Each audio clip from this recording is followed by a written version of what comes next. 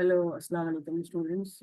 This is your teacher Iska, and I teach business and accounting to O and A level students. So I have been receiving a lot of requests from the students that I should solve P3 and P4 of business.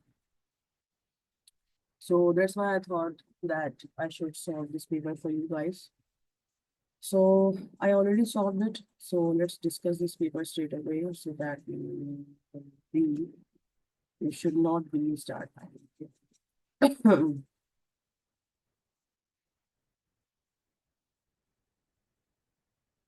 Okay, so then as you can see, this is Feb March 2025 paper. Paper 4, variant 2. Yes. Okay. So we have first of all the question. We have the first question where we need to evaluate DCE's marketing strategy between 2019 and 14. Okay, and uh,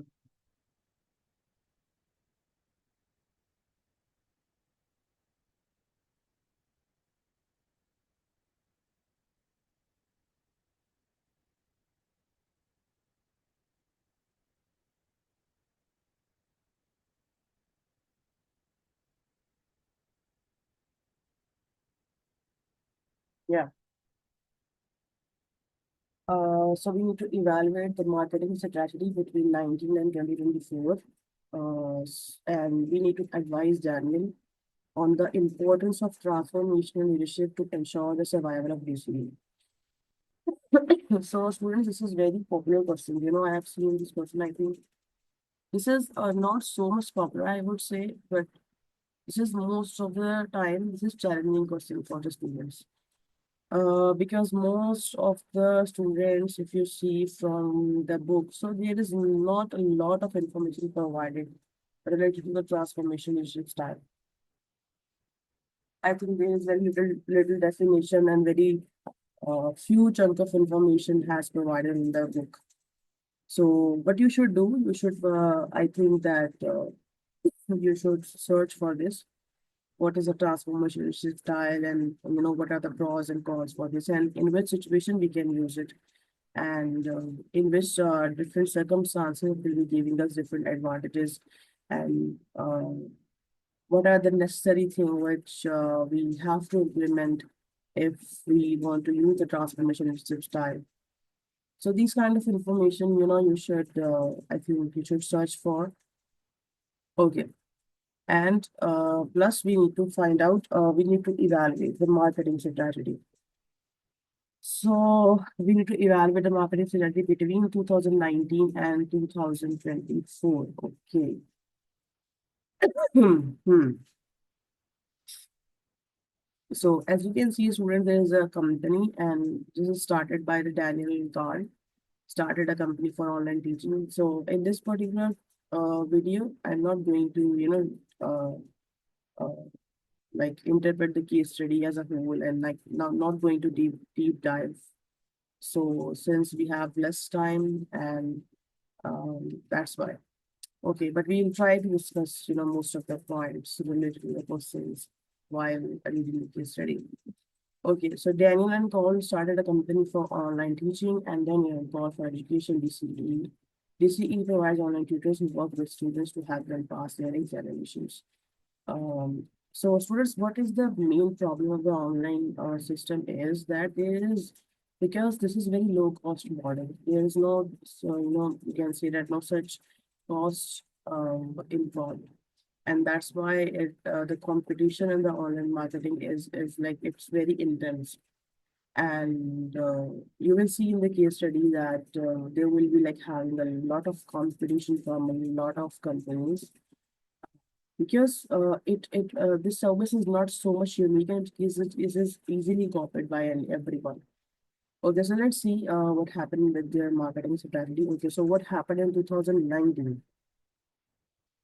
So in 2019, DCE sets up as a private limited company with Daniel as a managing director and I as a marketing director. And what they did, Carl creates a website and social media accounts. And DCE's marketing objective is to provide a premium quality service, and this allows us to use price skimming. So in 2019, what they did, they set the stage with the premium positioning, and here the DCE basically have a clear focus on the premium quality right from the start. And this decision is, we can see that heavily influence their initial marketing strategy. And since they're using the price skimming method,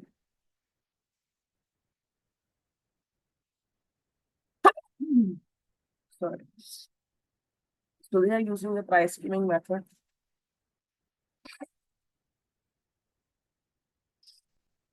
So they are basically position themselves as a premium service, and they employ price skimming for that. So it means that it will be like good for the early adopters, and they will be willing to pay more for perceived quality. And this strategy basically aim for the maximized profit margin in the initial stages. And if you see that they are using website and social media, so yeah, okay. So I think maybe I should share the questions with you directly. Yeah.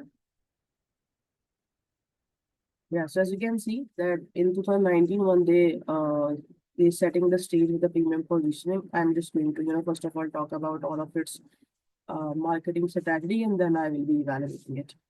Okay, so what happened in 2019? First of all, they set the premium pricing, and through this, they gained the premium positioning. So DCE kicked off with clear focus on premium quality right from the start, and this decision heavily influenced the initial marketing strategy. And they have used price skimming. So by positioning themselves as a prime premium service, as they could employ price skimming, capitalizing on early adopters willing to pay more for perceived higher quality. Yes, because whenever you're charging a high premium pricing, so most of the customer will perceive that whatever the education or the product you're providing, this should be like, for the high quality. And this strategy aimed to maximize profit margin in the initial stages. And they also use websites and social media. So calls early actions to establish an online presence were crucial for an online teaching business. And these platforms served as a primary, because most of the students, nowadays they are following different YouTube channels and different social media channels. They are more, you can say that they are more on the social media channels, like uh, they are really active on all social media channels. That's why. So these platforms served as a primary channels for reaching their target audience. And they basically had a marketing objective. So explicit objective of providing a premium quality service appeared as a guiding principle for all marketing efforts. So this now, I'm going to evaluate this. So this initial strategy aligned well with their stated objectives and allowed them to establish a distinct position in the market. However, relying solely on the premium image without actively building brand loyalty or considering future competition could be a potential long-term risk. And it actually happened with them. They didn't bother for the competition, and that is why you will see next what happened. Okay. So now in 2020, the revenue grows. Of course, it should grow because they were charging the premium pricing. And the employee number rises. Daniel outlines DCE's approach to quality. So let's see the appendix one. And a service-based business, GC believes its employees are central to its. Of course, it depends upon the tutors, how they are teaching to the students, how they are, like, how, whether they are communicating with the parents or the students or not, whether they are motivating enough or not. There are a lot of, we can say that it all depends upon the tutors. So all tutors are qualified teachers with at least 3 years teaching experience. The students are encouraged to provide the feedback, which is used to adopt the service offered. In 2020, 86% of the students said that they would recommend BCE to a friend, and that leads to the word of mouth marketing for them. So social media subscribers increase rapidly, and BCE relies on the word of mouth promotion. Okay, so now what happened? Give some time, so we should let it go first, and that's after that we will start reading.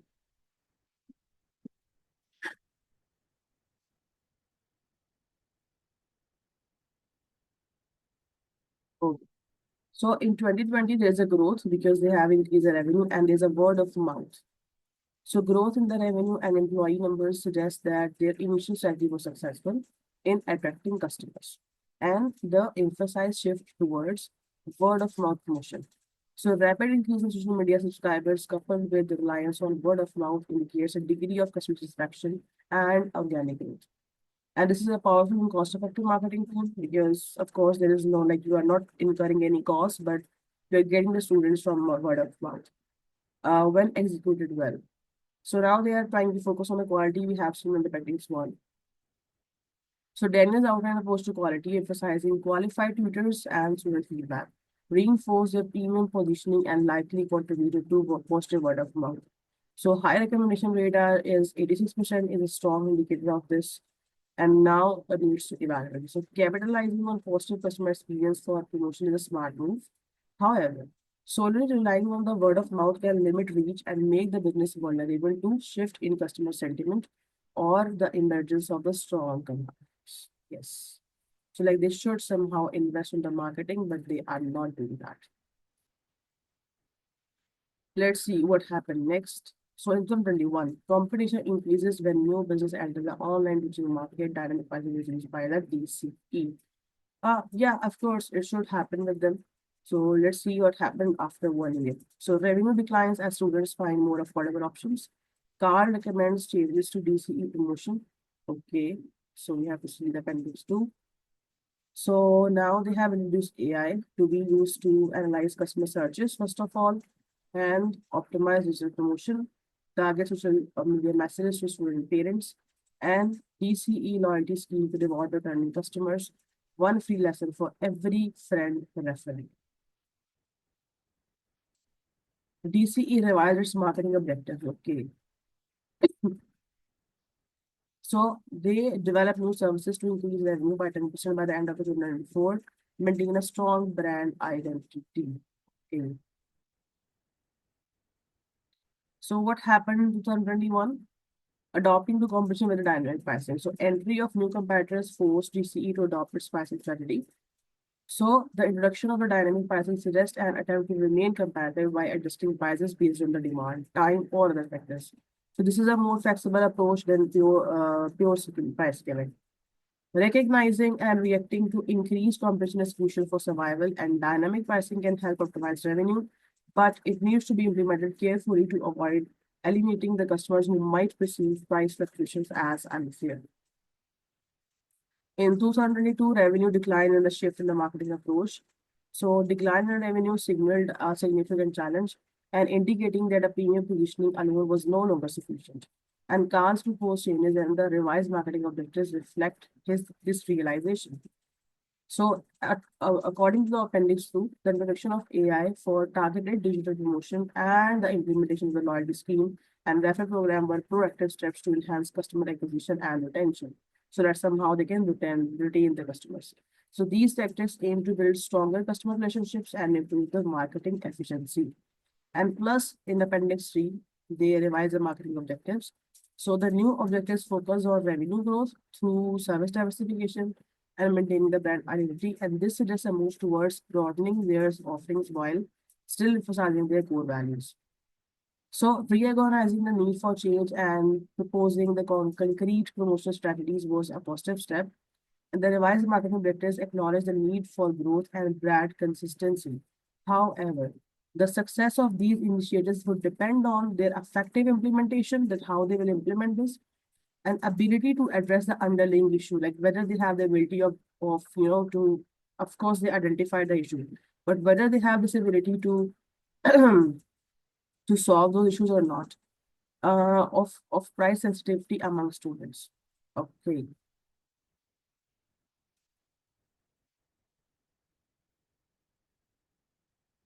Okay, student, but you can maybe analyze 19 and 2020 and 2021 strategies together, or maybe 2019 and 2020, 21 and 2022, 23 and 2024. So this is how you will be able to make at least 3 paragraphs. And this is what the examiner from the examiner is required. Okay. Let's see what happened in 2003. So Daniel and Call collect market search data. So let's see appendix 4.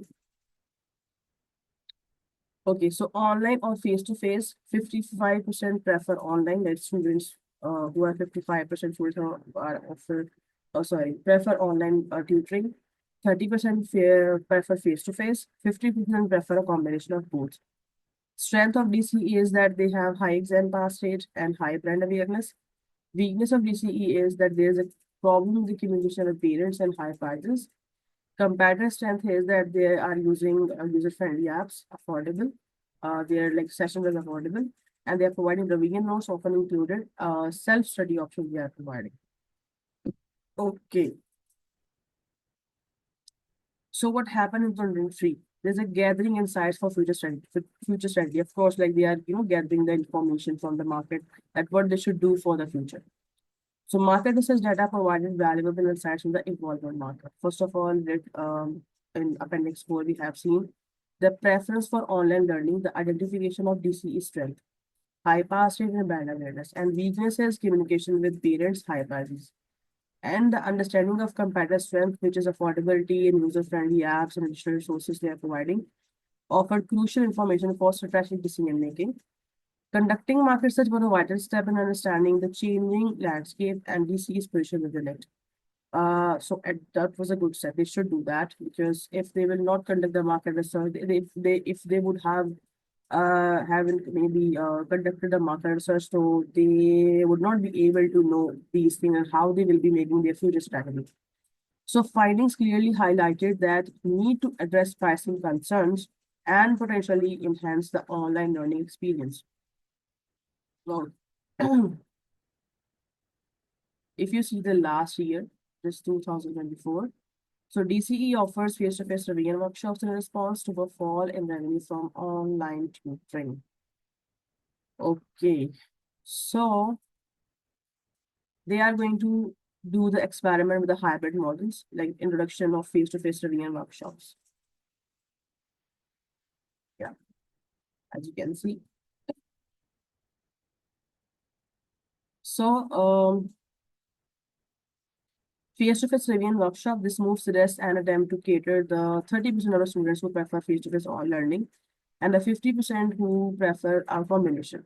So it could also be a way to leverage their strength in delivering high-quality instructions in a different format and potentially justify a higher price point for in-person sessions. So this diversification of service offerings was a direct response to the declining online revenue because they already tried the online thing and now they are preferring face-to-face and the market research findings. So it demonstrates a willingness to adopt. However, it also introduces new operational complexities and requires careful management, of course, because they don't have any experience, face-to-face learning. So, of course, it will be very difficult for them to operate all the classes. Careful management to ensure the quality remains consistent with their brand promise. Now, we need to do the overall evaluation of the marketing strategy of 19 to 2024. So DCE's initial marketing strategy, centered on premium quality and price skimming, allowed them to establish a foothold in the market. And this early reliance on word of mouth indicates a strong initial product offering. However, their strategy became less effective as competition increased and price sensitivity grew among the consumers. So their attempts to adopt through dynamic pricing, exploring AI-driven promotion, introducing loyalty schemes, and diversifying their service offerings with face-to-face workshops show a willingness to evolve. And the market research in 2023 provided crucial insights that informed their later actions. Now, what next? So question, what is next for DCE? If you can see the last paragraph here. What is next for DCE? So competition is increasing, but Daniel and Carl do not want to compromise on the quality of the service the business provides. So, however, they are both aware that DCE needs to change if it is to survive. So Carl thinks that transformational leadership style is the key to survival, but Daniel remains uncertain. Okay, so now what should they do next? So first of all, they should address the price competitiveness, like while maintaining quality is crucial. DC needs to find ways to offer more affordable options, but clearly justify their premium pricing with demonstrable added value that competitors don't offer. for example, beyond just tutor qualifications. This could involve the tiered service offerings, package deals, or highlighting the exceptional student outcomes. Plus, because we have seen this problem in the market research, that is no communication with the parents. So they should improve this. So implementing a proactive and a transparent communication strategy with parents is essential for building trust and potentially influencing their purchasing decision. So students, I have written down a lot of suggestions for them. So like you can maybe write at least two of them. So you can pick anyone and you can write two. So let's go to the last conclusion. So in conclusion, DCE's market strategy has evolved in response to the market dynamics, and while their initial focus on quality built a strong foundation, and the increasing competition and price sensitivity necessitates a more adaptable and potentially more cost-conscious approach for long-term survival in growth. So next phase will likely to require a careful balancing act between maintaining their commitment to quality and addressing the market's demand for more affordable and the accessible options. Now we need to see the next question.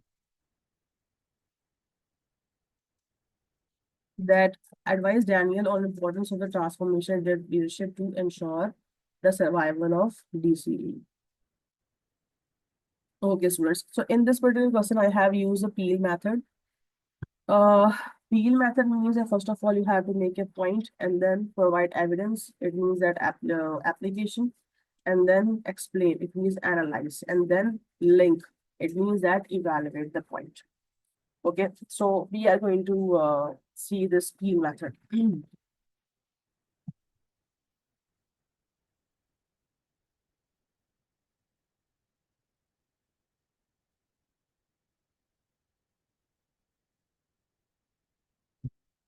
Okay, so first point that there is importance of the transformation style is that one significant positive of the transformation is its potential to foster enhanced motivation and engagement among the employees.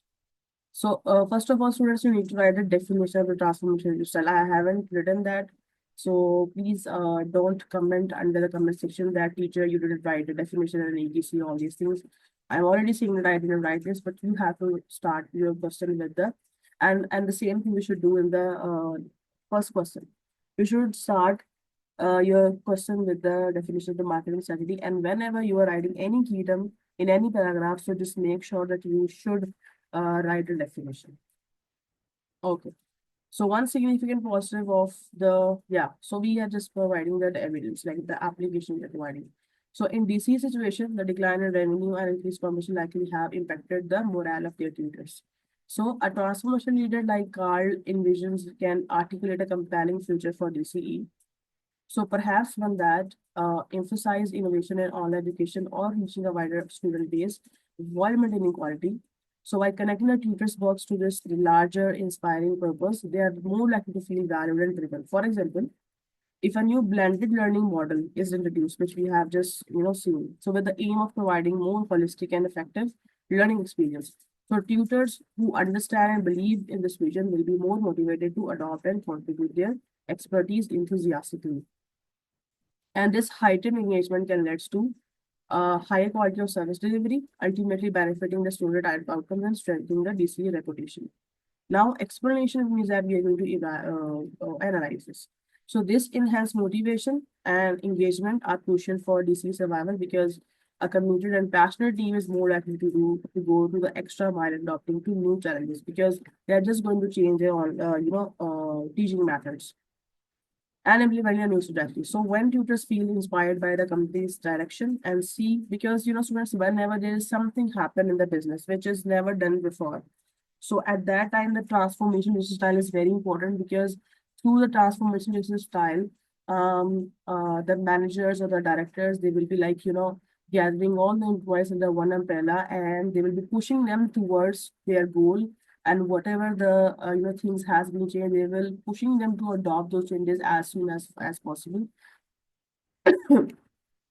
So this will help them to motivate them, and also so that they will be able to like adopt the changes quickly, so that they can, somehow like prevent their business to be like to fail in front of their competitors. Okay.